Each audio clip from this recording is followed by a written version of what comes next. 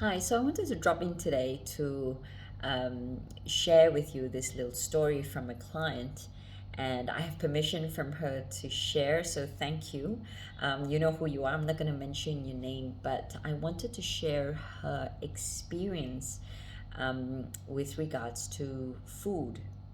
So this I feel like is a continuation from my video about connecting with food and what kind of emotions we are digesting with our food, right?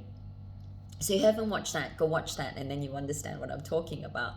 But here, this client is someone who came to see me because of other matters. But one of the things that then transpired was she felt she could no longer enjoy food, and she was having all these intolerances that made it even more difficult for her to enjoy food. And the other thing was that she felt she could not enjoy life and could not. I mean, food's a very big part of our lives, right? And if you can't enjoy your food and you can't connect with your food, life just kind of gets a bit mundane and boring and not fun. So that's where she was. And we helped her overcome some of her food intolerances. And what I found was that her body was pretty much wired to some of the emotions that she was going through, and hooking that onto whatever food that she was consuming. Like, say, for example, um, and this is not her, but I'm just using that as an example. If if you were going through a example, a really bad fight with your spouse or with your good friend, and you happen to be consuming cheese, for example, you can quite easily develop an intolerance towards cheese, purely because you had a really bad um, experience or emotional outburst with um, that circumstance where you fought with someone, and emotions are raging at that point in time. And therefore, and if you're consuming food at that point, that's the kind of emotions you're consuming it with. So your body kind of goes, I'm going to reject this, right? So for her, that was kind of what was happening with many of the foods. And we managed to do that. But what was really beautiful was after that conversation, she went home and had a little experiment.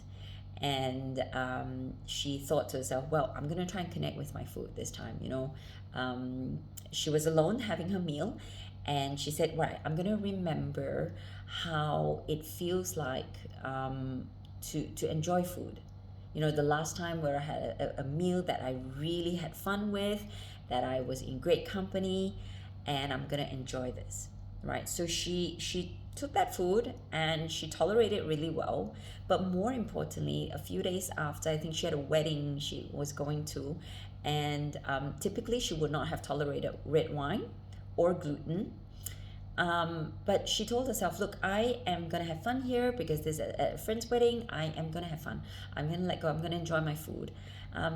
She had close to a bottle of wine, apparently, during that whole period. She was there, and she had gluten. But she slept really well that night, and she did not have a typical reaction towards red wine and gluten, even the next day. And then she realized too that very often when she um, catches up with her friends, and they're discussing about how's your life, how are things going, and they're consuming food, and she's talking about her problems. She's talking about, oh, this is not working, or I'm sad about this, or I don't feel great about that. And she's consuming the food with all these feelings, all these emotions. And no wonder, right? And these were her words: no wonder my body could not digest that. And I like to share this with you because for her, it was so important to just take that moment and reset that narrative. And I catch myself doing that sort of thing as well. Like, because I developed an intolerance to certain types of food because I was going through a really stressful period. And so I often catch myself saying, like, I can't eat that because I have this intolerance. And I need to catch myself and go, no, I can. I can because I'm not stressed out now. Not like when I was then, when I was eating this food. I am gonna connect with this food, right?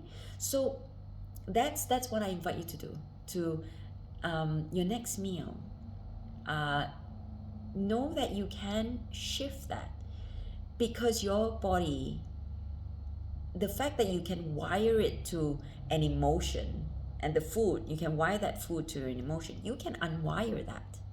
So make that conscious decision every time you have a meal, to connect with your food, and to, in particular, to foods that you are not tolerant of. I probably wouldn't do allergies at this point in time because, you know, if it's anaphylactic allergy, it's a big reaction, so you might want to see a therapist for that. But if it's just a intolerance, like you feel a bit bloated with that sort of food, just go, I'm gonna tolerate this because I'm calm, I'm happy when I'm eating this. So see how that works for you, right? Experiment with this, and it can be really fun. And for this client, she had so much fun, just being able to be curious again, you know, like what her body is capable of and what she's capable of. And so I really encourage you to do that, and yeah, connect with your food.